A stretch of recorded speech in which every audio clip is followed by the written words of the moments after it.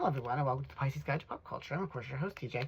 Today we're talking about Medusa, the new novel from Ayana Gray. This is of course another myth retelling of Medusa, of which there are quite a few out there right now. Medusa's an ever popular figure when it comes to myth retellings. I did enjoy this novel quite a lot. I think it's a really interesting take on the Medusa legend. I think that, Gray does a really good job of painting Medusa in a complicated way. It begins as this sort of like one of three, well, as we learn, one of many children to a pair of minor gods, the only one of whom is actually mortal, and she has this sort of credulousness, this naivete, this innocence about her that is slowly stripped away as she encounters like the brutal realities, not just of like the human world, but also, the gods. Particularly, she kind of gets in this tug of war between Athena and Poseidon, and so, that's sort of key, as we know, to Medusa and her eventual transformation into the monster that we know. And so I think it's really, Presley is, or not, when I say Gray, is doing some really interesting things with Medusa the figure, peeling away the layers of this character whom we think we know. And most of us sort of, have this understanding of Medusa with the snake hair and the turning people to stone. But here we discover that before she became that, she was a young girl, who sort of had a, rough lot in life.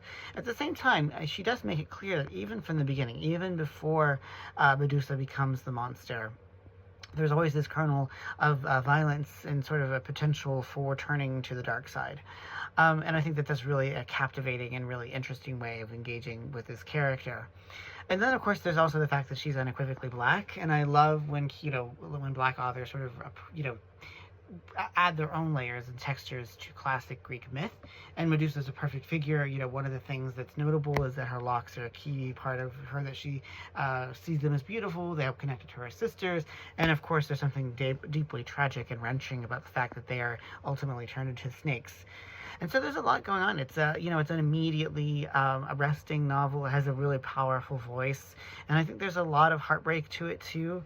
She allows us to see that, and to understand through Medusa's perspective just how horrifying this transformation is and how deeply, deeply unjust it is. So it makes sense that she would become sort of a vigilante figure there toward the end.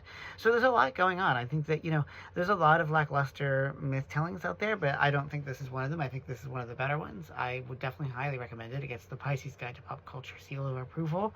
I think also it just shows us the power, the continuing power of highlighting women's stories, particularly those from antiquity, those who have been maligned and misunderstood as monsters. So anyway, thanks so much for joining me here. I really enjoyed reviewing this. I hope you do enjoy it. Take a read. I don't think you'll regret it.